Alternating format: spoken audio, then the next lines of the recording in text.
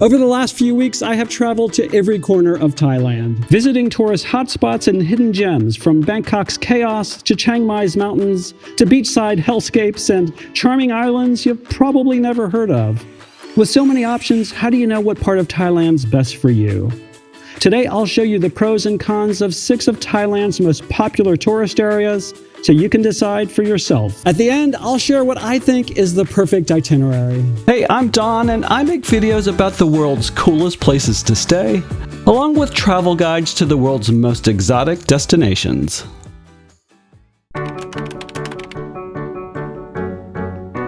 I lived in Asia for 17 years, have vacationed in Thailand multiple times, and just wrapped up a month-long sprint across the country searching for Thailand's best hotels. So I've learned a lot of things along the way that I think can help you from making the same mistakes I've made. Today I'll show you why the most popular Thai beach destination is actually your worst choice. I'll show you why the place most people treat as just a layover is actually where you should spend at least a couple days. And here's the thing nobody tells you about Thailand. You can't have it all in one place. You gotta choose. Do you want those iconic limestone cliff views, or do you want pristine white sand beaches? Because the places with the best views don't have the best beaches, and vice versa.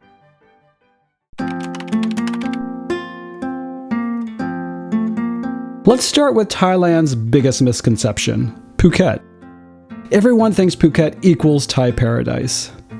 Nope. It's become Thailand's biggest tourist trap.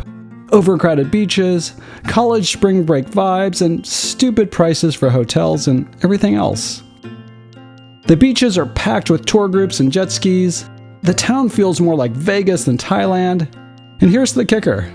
Phuket's resorts are the most overpriced in the country. You get less for your money here than anywhere else in Thailand.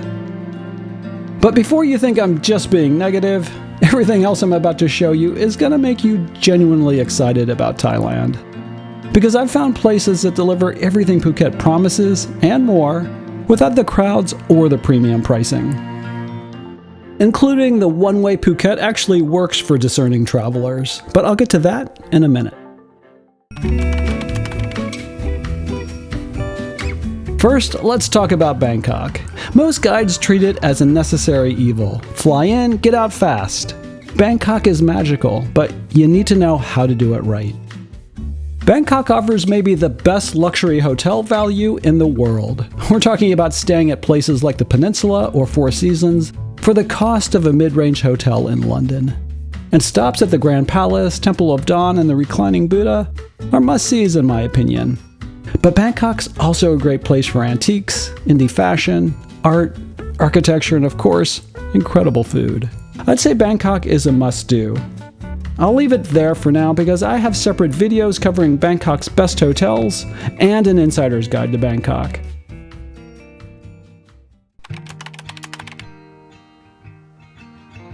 Now let's talk about Koh Samui. This is Thailand's just right island. Not as chaotic as Phuket, not as remote as some of the other options I'll show you. Samoy has excellent beaches, a laid-back vibe, and a good variety of resorts at different price points. Here's something important about Samoy. The rain patterns are different from the Phuket region. When it's dry season on one coast, it might be rainy on the other. Also, I'd be remiss if I didn't talk about Koh Phangan. I didn't go there, but it's definitely a consideration because Samoy is a jumping-off point for Koh Phangan. That's really more of a backpacker haven. Samoy has grown a lot in the 20 years since I first came here.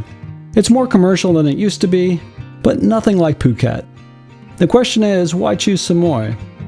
Because it still has a lot of charm and you get better resort value than Phuket, though it's not quite as good as some of the other areas I'm about to show you. Here's where it gets interesting.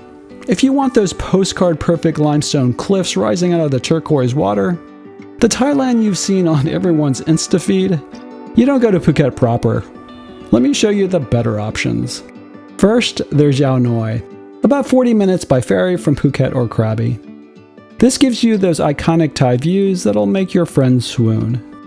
I found 2 incredible resort options here, from high-end to very affordable. It's quiet, laid back, and authentically charming. The trade-off? The beaches aren't as good as Phuket, but when you're looking at these dramatic limestone formations, you might not care. Here's something important to understand. Most of Phuket's best resorts are on the west coast because that's where the best beaches are, but with views towards this open ocean, not those limestone cliffs that you'd see from Phuket's east side. So yes, Phuket's east side comes with great views, but also with crap beaches and in many cases, no beach at all.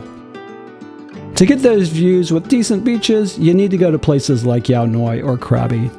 There are other small islands in this region that I didn't explore and can't advise on, so if Yao Noi looks interesting, look around this area a bit, and you'll probably find something. My Stuff You Should Know Thailand video has practical information about the speedboat ferries that connect all these islands to each other, and to Phuket and Krabi. But fair warning, they are not fancy. Welcome to hell. But if beaches are your priority, here's your secret weapon, Khao Lak. This gives you Phuket quality beaches without the Phuket problems. It's about 90 minutes north of Phuket Airport, where the crowds disappear and your money goes so much farther. One of my all-time favorite Thai resorts is here, the Sarajan. If Yao Noi feels too remote, there's Krabi. This is also all about those limestone cliffs. The challenge here is there are very few hotels that actually have these views, but I did find one. Anyway, Krabi has its own airport, almost as big as Phuket, so it's a good alternative gateway to this region. And if you want to stretch your budget, consider Koh Lanta, known for diving and with a national park on its southern tip. I found one great resort here that proves you can get the beauty of this region and pay a fraction of Phuket prices. But it's just a bit too far south to get those incredible limestone cliff views, but you can see them from a distance. Remember that Phuket exception I mentioned? It's called the Surin. This is one of the only ways Phuket works for sophisticated travelers. It's essentially a private beach in the middle of Phuket's chaos. You get this beautiful beach with none of the crowds. Think back to the best hotel you've ever stayed at. What made it unforgettable? I'd love to hear about your all-time favorite in the comments. Now let's head north to Chiang Mai, Thailand's cultural heart, and something completely different. This isn't about beaches, it's about culture, temples, mountains, and a food scene that'll ruin other cities for you. Chiang Mai has this wonderful contrast. Ancient temples next to hip cafes, traditional markets alongside contemporary art galleries. This is where you come for authentic Thai culture. The pace is slower, the people are super friendly, and your money goes much farther. Plus, it's only a 90-minute flight from Bangkok, and there are also some direct flights from Phuket and Samoy.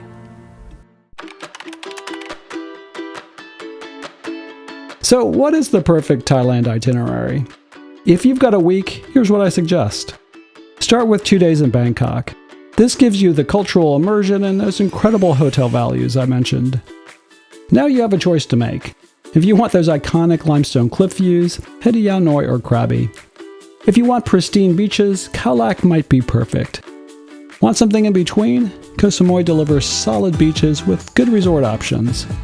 If you want to stretch your budget, Koh Lanta gives you beauty for less. If you've got 2 weeks, then add Chiang Mai for the complete Thailand experience. City, culture, mountains, and beaches. This gives you everything Thailand offers without feeling rushed. So I know this is a lot of info, but don't worry because I have a free PDF with detailed 7, 10, and 14-day Thailand itineraries. Where to go, what to do, and where to stay. Swing style. So I hope this helps you understand the real Thailand, beyond the tourist brochures and Instagram myths. If you want to know exactly where to stay in each of these regions, my Thailand hotel series covers the 20 best boutique hotels and resorts across the country. I've tested everything from affordable hidden gems to Bangkok's most iconic luxury. You can start with my Best of Greater Phuket video here. Thanks for watching and see us in the next video.